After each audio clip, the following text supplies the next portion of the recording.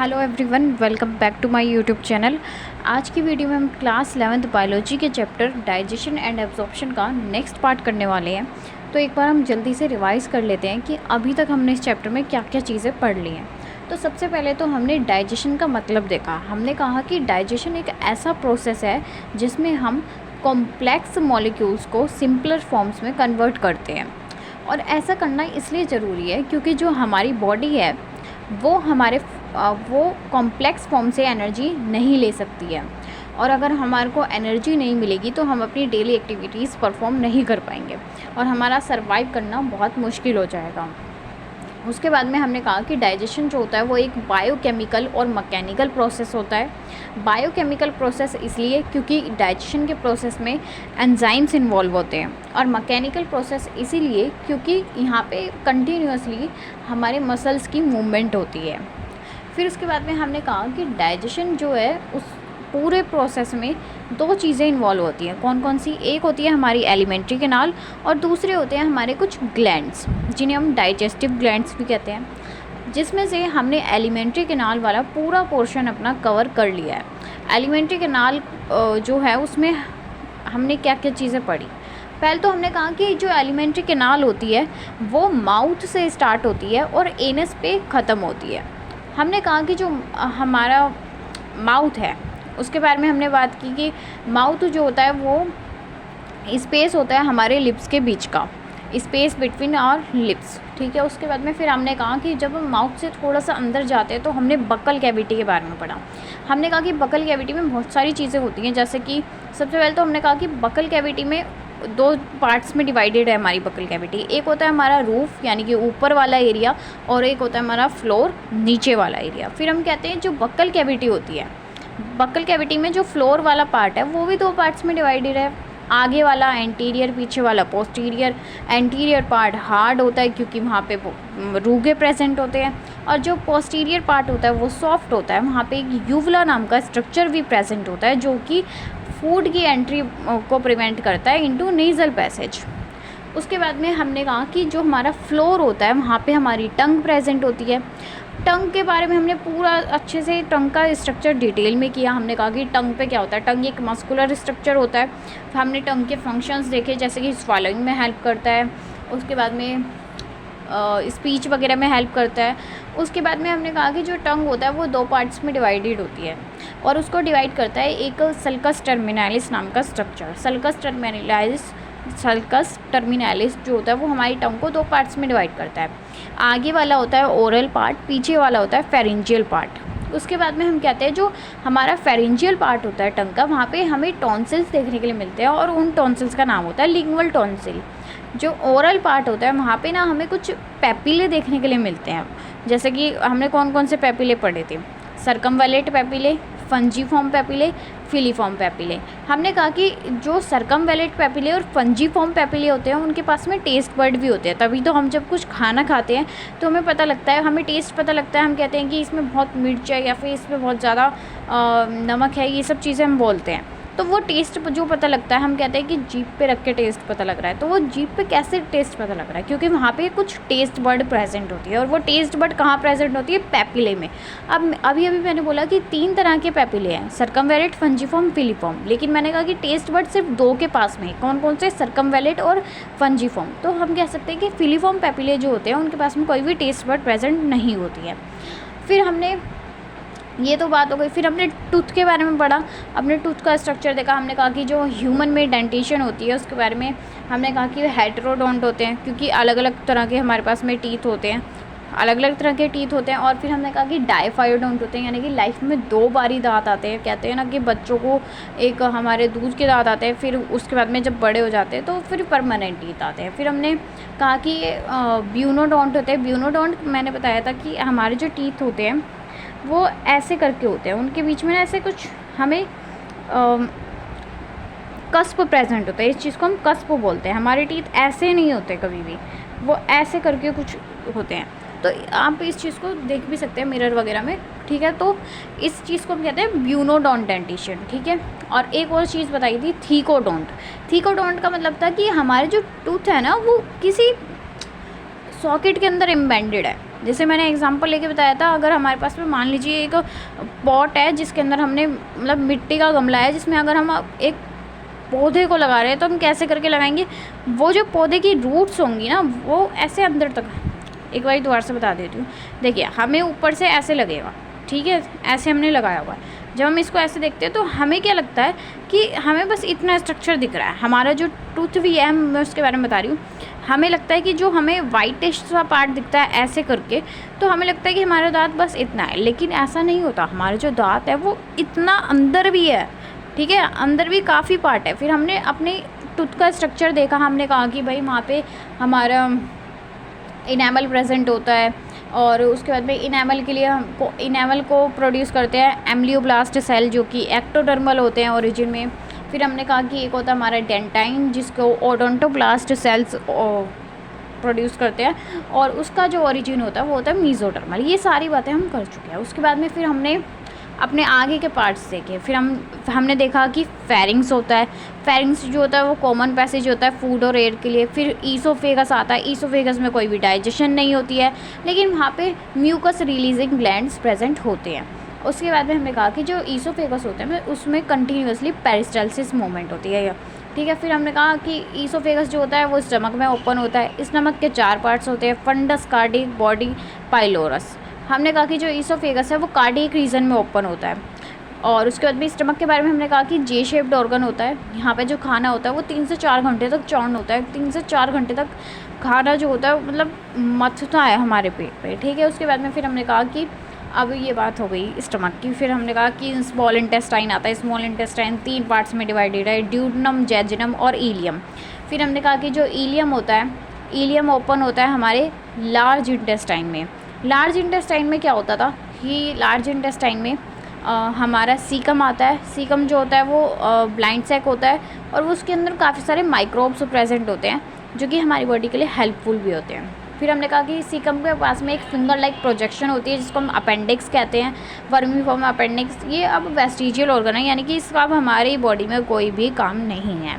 फिर उसके बाद में हमने कहा कि अब जो हम फिर कोलोन आती है। कोलोन भी हमारी 4 पार्ट्स में डिवाइडेड है। कौन कौन सी?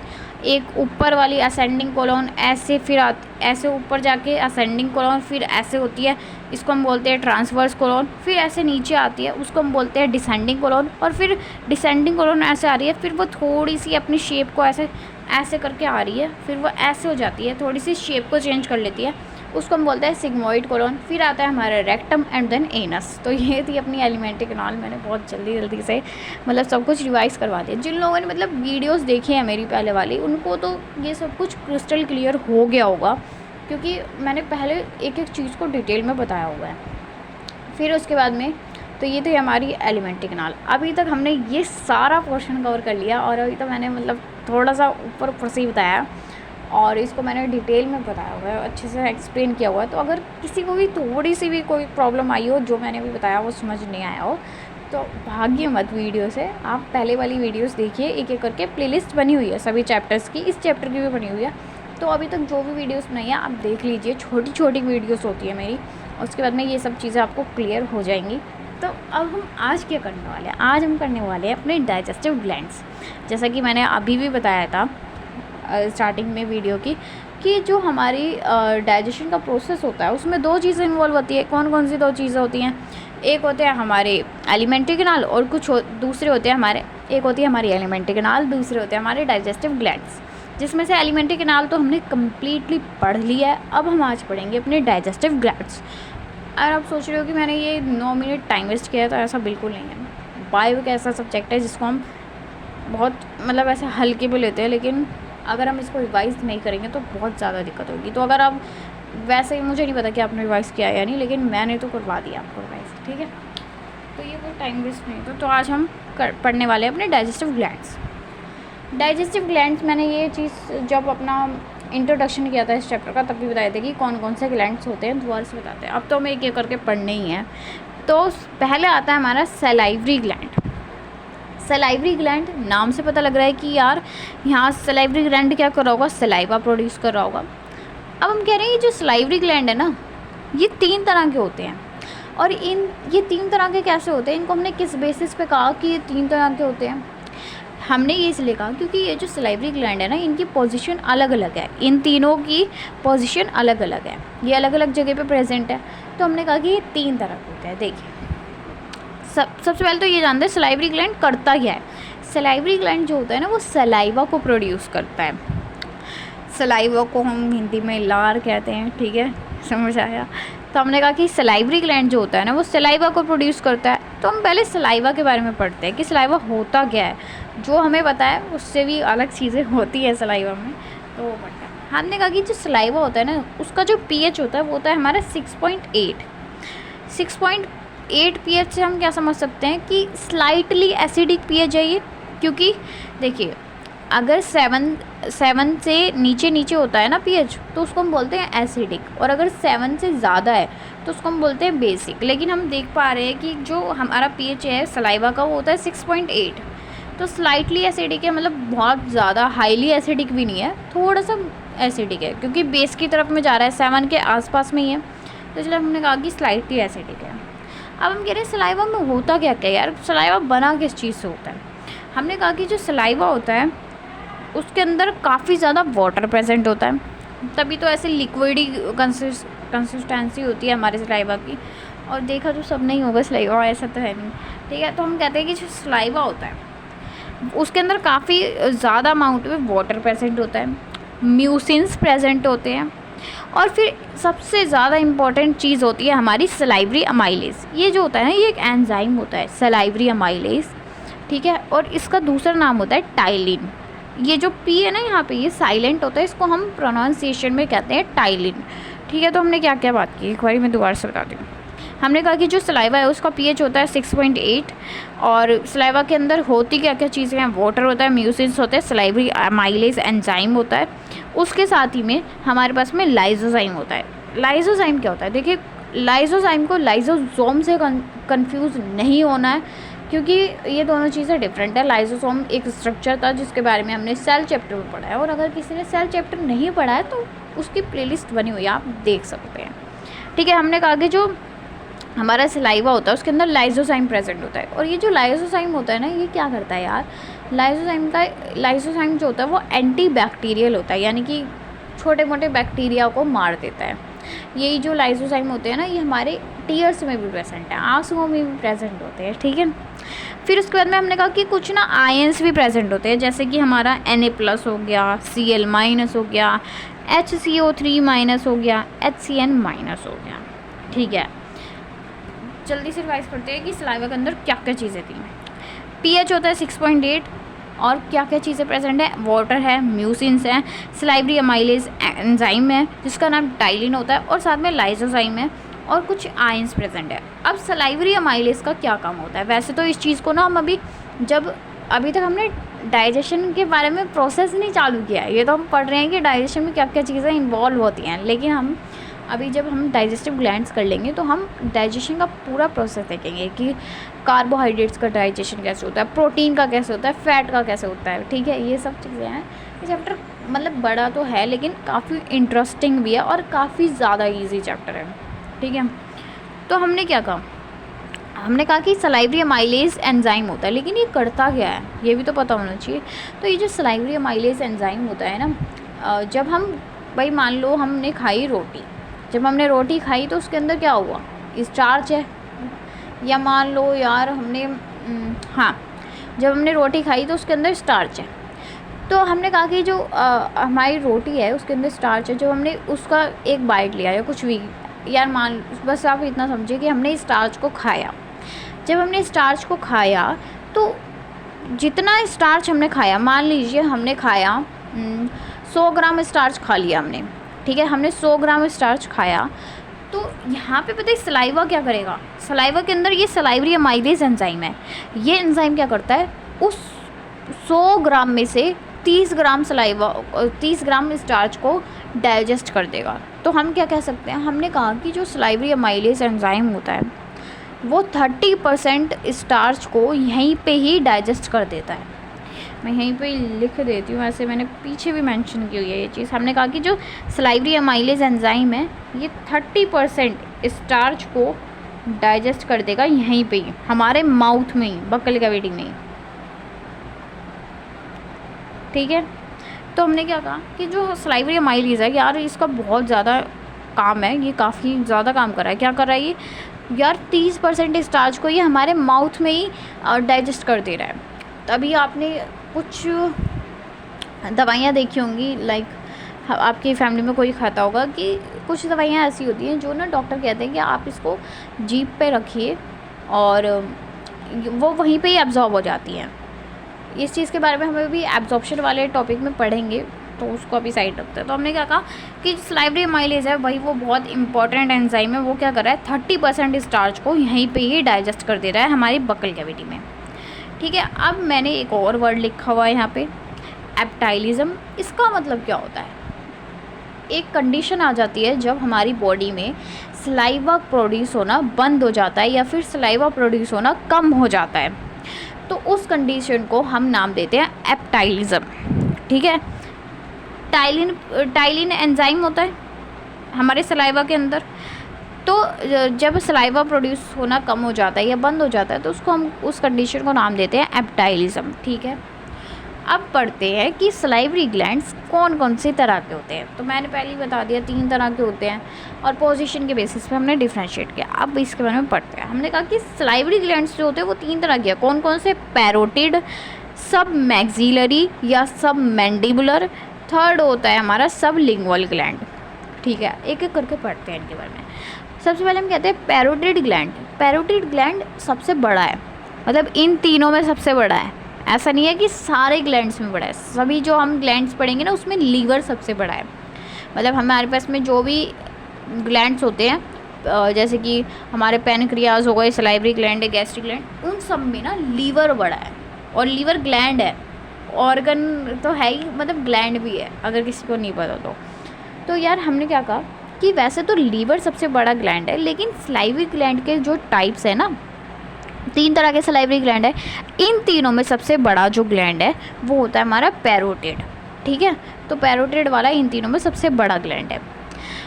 अब ये प्रेजेंट कहाँ पे होता है, मतलब कहाँ पे मिलता है, ये हमें देखने के लिए मिलता है हमारे जो कान होते हैं उसके नीचे या उसके आगे। यार सिंपल सा समझो कि जो पैरोटिड ग्लैंड है ना वो हमारे कान के पास में देखने के लिए मिलेगा, ठीक है। अब हम पता क्या सोचते हैं कि इन तीनों में ये सबसे ज़्यादा बड़ा ग्लैंड है, लार्जेस्ट ग्लैंड है, तो सबसे ज़्यादा सलाइवा यही प्रोड्यूस करेगा। तो ऐसा नहीं है। इस चीज़ को अगर हम 2-3 बार पढ़ेंगे आराम से याद हो जाता है। सबसे बड़ा ग्लैंड तो है पैरोटिड, लेकिन ये सबसे ज़्यादा सलाइवा प्रोड्यूस नहीं करता है, ये मीडियम सलाइवा प्रोड्यूस करता है, ठीक है। उसके बाद में हम कहते हैं यहाँ पे जो डक्ट प्रेजेंट होता है वो होता है हमारा स्टेनसन्स डक्ट। एक बार दोबारा से रिवाइज करते हैं पैरोटिड के बारे में। पैरोटिड ग्लैंड के बारे में हमने कहा कि पैरोटिड ग्लैंड जो होता है वो इन तीनों ग्लैंड्स में से सबसे बड़ा ग्लैंड है। यानी कि सलाइवरी ग्लैंड्स के जो बाकी टाइप्स हैं उन, या कह सकते हैं जो हमारे सलाइवरी ग्लैंड है उसके 3 टाइप्स हैं, जिसमें से पैरोटिड जो है वो सबसे बड़ा ग्लैंड है। लेकिन पैरोटिड सबसे बड़ा ग्लैंड तो है, लेकिन वो सबसे ज़्यादा सलाइवा प्रोड्यूस नहीं करता है, वो medium level of saliva produce करेगा। अब ये प्रेजेंट कहाँ पे होता है, कहाँ पे मिलेगा हमें ये, तो ये हमें हमारे ईयर्स के आसपास में देखने के लिए मिलेगा। अब नेक्स्ट आता है हमारा सब मैक्सिलरी और सब मैंडिबुलर ग्लैंड। ये दोनों इसी के एक के ही नाम है, ठीक है, सब मैक्सिलरी या फिर सब मैंडिबुलर ग्लैंड। ये जो होता है ये ना मीडियम साइज़ का होता है। पैरोटिड सबसे बड़ा ग्लैंड था और जो सब मैक्सिलरी है, सब मैंडिबुलर होता है, ये ना मीडियम साइज़ का होता है। इसको कैसे याद रखें कि मीडियम होता है, मीडियम का मतलब क्या होता है, जो बीच का होता है, ठीक है, बीच का होता है।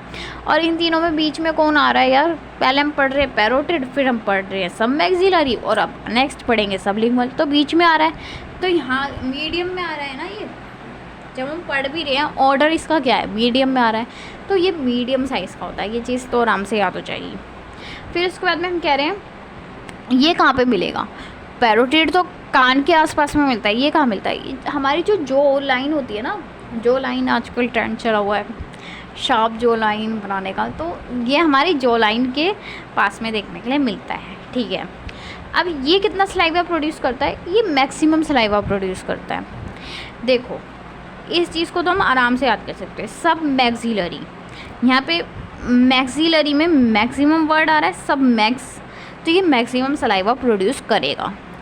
सब मैंडिबुलर आ रहा है यार, MM आ रहा है इसमें, इसके नाम में ही आ रहा है MM, तो यानी कि सब मैक्सिलरी सबसे ज़्यादा सलाइवा प्रोड्यूस करेगा।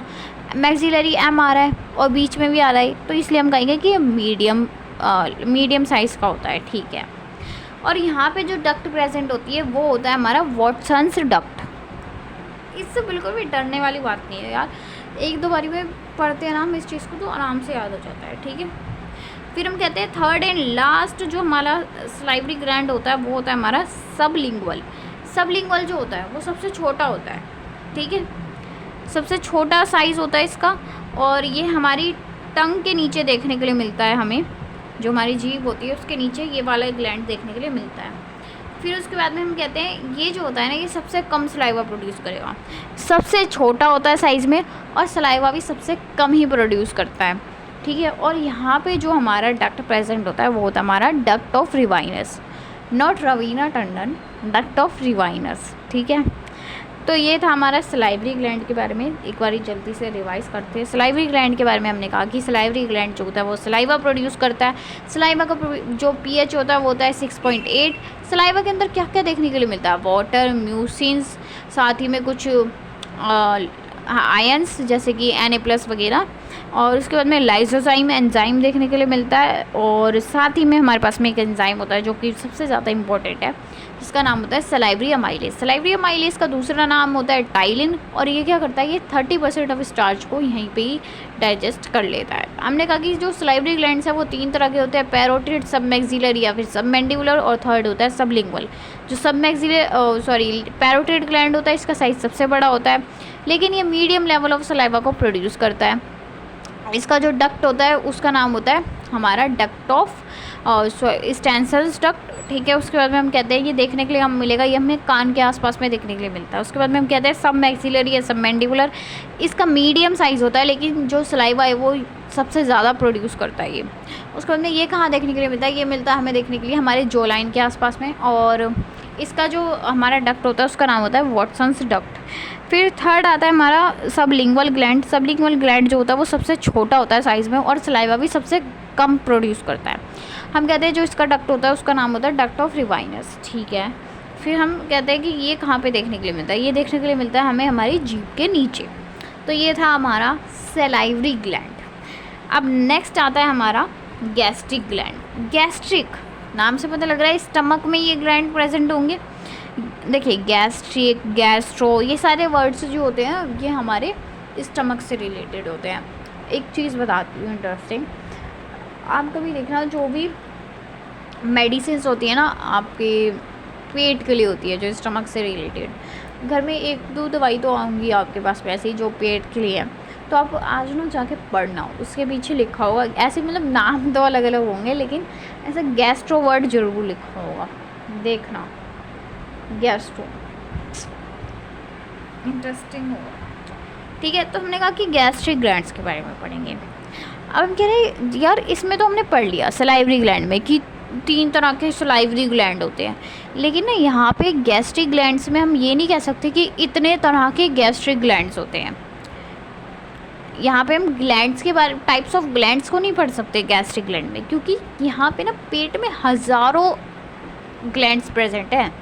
गैस्ट्रिक ग्लैंड्स पेट में प्रेजेंट होते हैं और पेट में ना हज़ारों तरह के ग्लैंड्स प्रेजेंट हैं, उनको हम नहीं पढ़ सकते, उनकी स्टडी नहीं कर सकते। लेकिन हम क्या करते हैं यहाँ पे ना सेल्स के बारे में पढ़ते हैं, जो गैस्ट्रिक ग्लैंड्स में सेल्स हैं उनके बारे में पढ़ लेते हैं, ठीक है, क्योंकि ये कुछ ही तरह के होते हैं और हम भाई कम चीज़ें ही तो पढ़ पाएंगे, इतना पढ़ना ही मुश्किल हो रहा है, अगर हम हज़ारों के बारे में पढ़ेंगे नहीं पढ़ पाएंगे ना। तो इसलिए अब हम पढ़ना शुरू करते हैं अपने गैस्ट्रिक ग्लैंड्स के सेल्स को। यहाँ पे हम कहते हैं फर्स्ट आता है हमारा म्यूकस या फिर नेक्सल। ये क्या करता है, नाम से पता लग रहा है यार, म्यूकस को प्रोड्यूस करता है। म्यूकस के बारे में हमने वैसे पढ़ा हुआ है पहले, ठीक है। जो ये हमारा म्यूकस या फिर नेक सेल होता है ये क्या करेगा, म्यूकस को प्रोड्यूस करेगा। अब म्यूकस क्यों प्रोड्यूस कर रहे हैं हम पेट में, ये अभी पता लगेगा 1 सेकंड बाद, 1 सेकंड नहीं 1 मिनट बाद, ठीक है। उसके बाद में फिर हम बोलते हैं, ये तो बात हो गई हमारे फर्स्ट सेल की, हमने कहा कि फर्स्ट सेल जो होता है वो होता है हमारा म्यूकस या फिर नेक सेल। ये क्या करता है, ये म्यूकस रिलीज़ करता है, म्यूकस को प्रोड्यूस करता है। अब म्यूकस क्यों चाहिए हमें हमारे स्टमक के अंदर, ये हम अभी बताएंगे, अभी डिस्कस करेंगे। अब नेक्स्ट आता है हमारा ऑक्जेंटिक या फिर पैराइटल सेल्स। ये क्या करते हैं, ये ना दो चीज़ें प्रोड्यूस करते हैं। एक होता है हमारा HCl, यस, हमने कहा कि जो ऑक्जेंटिक या फिर पैराइटल सेल्स होते हैं ये ना दो चीज़ों को प्रोड्यूस करते हैं। कौन सी दो चीज़ें होती है वो, एक होता है हमारा HCl और दूसरा होता है हमारा कैसल्स इंट्रिंसिक फैक्टर। हमें HCl क्यों चाहिए अपने स्टमक में, भाई हम कह रहे हैं, हमें पता है कि HCl जो होता है वो बहुत ज़्यादा एसिडिक होता है और हम हमारे पेट में HCl को प्रोड्यूस कर रहे हैं। क्यों, ऐसा क्यों कर रहे हैं, तो देखते हैं इसके बारे में। सबसे पहले तो हम कहते हैं जो HCl होता है ना उसका pH होता है 1.8। यार आप देख सकते हो कितना ज़्यादा एसिडिक है HCl। मैंने अभी बताया कि मतलब 7 तक हमारा जो pH होगा, अगर हमारा pH 7 तक है तो यानी कि एसिडिक है। और यार ये 7 से कितना पीछे है, 1.8 है pH, यानी कि HCl बहुत ज़्यादा एसिडिक है, हाईली एसिडिक है। ठीक है, मैं कह रही हूँ कि भाई अब हम सोच रहे हैं कि अगर इतना ही एसिडिक है HCl तो हम क्यों प्रोड्यूस कर रहे हैं, तो इसको हम इसलिए प्रोड्यूस कर रहे हैं क्योंकि ये ना कुछ एंजाइम्स होते हैं उनको एक्टिवेट करता है। मतलब इस तरीके से है जैसे कुछ बच्चे होते हैं क्लास में बैठे होते हैं, मतलब उनका पढ़ाई में ध्यान नहीं लग रहा होता, तो टीचर क्या करते हैं, आके मतलब उन्हें नींद आ रही है, सो रहे हैं, तो टीचर क्या करेंगे, पीछे से आके से धक्का देंगे, उठो उठो उठो, शुरू हो जाओ, मतलब चालू हो जाओ, पढ़ो, अब बहुत सो लिया आपने। तो जैसे मान लीजिए अगर आपकी कभी नींद आ गई, आपको नींद आ गई क्लास में, तो आप सो रहे हो, तो आपके फ्रेंड भी ऐसे ही करते हैं कि वो उठ जा उठ जा उठ जा। तो इसी तरीके से HCl जो है ना वो क्या कर रहा है, हमारे पास में कुछ एंजाइम्स हैं, उन एंजाइम्स को कह रहा है भाई उठ जाओ और अपना काम करना शुरू कर दो। ठीक है, एक्टिवेट कर रहा है। कौन कौन से एंजाइम्स को एक्टिवेट करता है, सबसे पहले हमारा एक एंजाइम होता है पेप्सिनोजन एंजाइम। पेप्सिनोजन को पेप्सिन में कन्वर्ट कर देता है। यार इस चीज़ को अभी चलो नहीं भी याद रख सकते, कोई नहीं, बस इतना याद रखो कि ये चीज़ हम पढ़ेंगे, ऐसा नहीं है कि इसको छोड़ देना है, नहीं। मैं कह रही हूँ कि हमें अभी यहाँ पे आप इतना याद रख लो कि जो HCl है ना वो पेप्सिनोजन एंजाइम को एक्टिवेट कर रहा है। ठीक है, HCl पेप्सिनोजन एंजाइम को एक्टिवेट कर रहा है और साथ में एक और एंजाइम आता है प्रोरेनिन एंजाइम, उसको भी एक्टिवेट कर रहा है। क्या बोला मैंने कहा कि जो HCl होता है, HCl हाईली एसिडिक है, उसका pH होता है 1.8। अब हम कह रहे हैं कि इतना एसिडिक pH है तो हम इसे अपने स्टमक में प्रोड्यूस कर ही क्यों रहे हैं, हम इसे इसलिए प्रोड्यूस कर रहे हैं क्योंकि ये ना कुछ एंजाइम्स को एक्टिवेट करता है। कौन कौन से एंजाइम है वो, पेप्सिनोजन और प्रोरेनिन। ठीक है, अब उसके बाद में हम कहते हैं जो HCl होता है ना वो कुछ माइक्रोब्स को भी किल कर देता है। ठीक है, कुछ कीटाणुओं को भी मार देता है। फिर उसके बाद में हम कहते हैं कि ये Fe3+ को Fe2+ में भी कन्वर्ट कर देता है। ठीक है, तो ये बात थी हमारे HCl की। हमने कहा कि भाई HCl जो होता है वो बहुत ज़्यादा एसिडिक होता है, लेकिन इसको प्रोड्यूस करना ज़रूरी है क्योंकि बहुत सारे काम कर रहा है। क्या काम कर रहा है ये, हमारे एंजाइम्स को एक्टिवेट कर रहा है। कौन कौन से एंजाइम को, पेप्सिनोजन और प्रोरेनिन को, और कुछ माइक्रोब्स को भी तो मार रहा है, और साथ ही में Fe3+ को Fe2+ में कन्वर्ट कर रहा है। अभी मैंने एक चीज़ बोली थी, जब मैंने म्यूकस या फिर नेक सेल्स के बारे में पढ़ा है, मैंने कहा कि म्यूकस प्रोड्यूस करते हैं, और हमने कहा कि हम इसके बारे में अभी पढ़ेंगे कि क्यों कर रहे हैं। हमने कहा कि भाई हमारे पेट में म्यूकस प्रोड्यूस हो रही है, लेकिन क्यों हो रही है, देखो HCl प्रोड्यूस हो रहा है हमारे स्टमक के अंदर। हमें सबको पता है कि HCl कितना ज़्यादा एसिडिक होता है। भाई हमारा पेट है, लिविंग टिश्यू है, लिविंग ऑर्गन है हमारा पेट। अगर हम इतना ज़्यादा एसिडिक चीज़ हमारे स्टमक के में से पास करेंगे, सिंपली समझिए हमारा पेट है भाई, वो लिविंग ऑर्गन है, एक जिंदा ऑर्गन है। ठीक है, तो अगर हम लिविंग ऑर्गन के अंदर इतना ज़्यादा HCl को प्रोड्यूस कर देंगे तो यार क्या हमारा स्टमक ख़राब नहीं हो जाएगा, स्टमक के ऊपर कोई इफेक्ट नहीं पड़ेगा ना। तो हमें क्या करना है यार, जो हमारा स्टमक है, हमारे स्टमक के अंदर जो सेल्स हैं उनको हमें बचा के रखना है। किससे, HCl से। भाई HCl को बंद भी नहीं कर सकते। अगर HCl को, ऐसा भी नहीं है कि हमने कहा कि भाई अगर HCl बुरा है तो उसको प्रोड्यूस ना करो, ऐसा नहीं कर सकते हम। क्यों, क्योंकि HCl काम भी तो कर रहा है ना। और भाई हम अगर HCl को प्रोड्यूस करना बंद कर देंगे तो ये सारे काम कौन करेगा, पेप्सिनोजन वगैरह को एक्टिवेट कौन करेगा, फिर डाइजेशन का प्रोसेस रुक जाएगा। ये सारे एंजाइम है ना जो ये अभी हम आगे पढ़ेंगे, ठीक है। तो हमने कहा कि HCl को प्रोड्यूस करना भी ज़रूरी है क्योंकि वो कुछ काम कर रहा है और वो काम इम्पॉर्टेंट है हमारे लिए। लेकिन अब भाई हम HCl को सीधा सीधा प्रोड्यूस भी तो ऐसे ही पास थोड़ी ना होने देंगे स्टमक से। हम क्या कर लेते हैं कि इस HCl को प्रोड्यूस भी होने देते हैं और अपने स्टमक को प्रोटेक्ट भी कर लेते हैं, ठीक है। तो इसलिए हमने क्या कहा, हमने कहा कि ऐसा करते हैं कि भाई म्यूकस को भी प्रोड्यूस करना स्टार्ट कर देते हैं। अब म्यूकस पता है क्या करेगी, हमारे जो स्टमक, मान लीजिए हमारा स्टमक है, ऐसे करके पूरा स्टमक है और ये हम ना स्टमक को अंदर से देख रहे हैं, ये हमारा पूरा स्टमक मान लीजिए और हम अंदर देख रहे हैं, ये अंदर वाला एरिया ये HCl है। हमने कहा कि HCl ऐसे घूम रहा है स्टमक के अंदर, ये स्टमक की वॉल हो गई, ठीक है। अब हम क्या करें, स्टमक की वॉल में कुछ हमारे सेल्स प्रेजेंट है ना, और हमें क्या करना है, स्टमक को बचा के रखना है इस HCl से। तो हम क्या करेंगे, यहाँ पे अगर म्यूकस होगा ना, म्यूकस ऐसे ऐसे करके चिपक जाएगा तो हमारे सेल्स को इफेक्ट ही नहीं करेगा HCl, बस। तो हमारा भी काम हो गया और HCl का जो फंक्शन है वो भी होता रहेगा, ठीक है। HCl भी बंद नहीं हुआ, HCl को भी प्रोड्यूस करते रहे और हमने अपने स्टमक को भी प्रोटेक्ट कर लिया, ठीक है। अब मैंने बताया कि जो हमारा ऑक्जेंटिक या फिर पेराइटल सेल्स होते हैं HCl प्रोड्यूस कर रहे हैं, साथ में एक और चीज़ भी तो प्रोड्यूस कर रहे हैं, क्या नाम है उसका, कैसल्स इंट्रिंसिक फैक्टर। अब इसका क्या काम है, HCl का काम तो देख लिया, म्यूकस का भी काम देख लिया, इसका क्या काम होता है। जो कैसल्स इंट्रिंसिक फैक्टर होता है ना, ये हमारे विटामिन B12 को एब्जॉर्ब करने में हेल्प करता है। जो हमारा कैसल्स इंट्रिंसिक फैक्टर होता है, एक विटामिन होता है विटामिन B12, ये ना उसको एब्जॉर्ब करने में हेल्प करता है, ठीक है। हमने कहा कि जो हमारा कैसल्स इंट्रिंसिक फैक्टर है वो एक काम कर रहा है, वो क्या कर रहा है, विटामिन B12 होता है।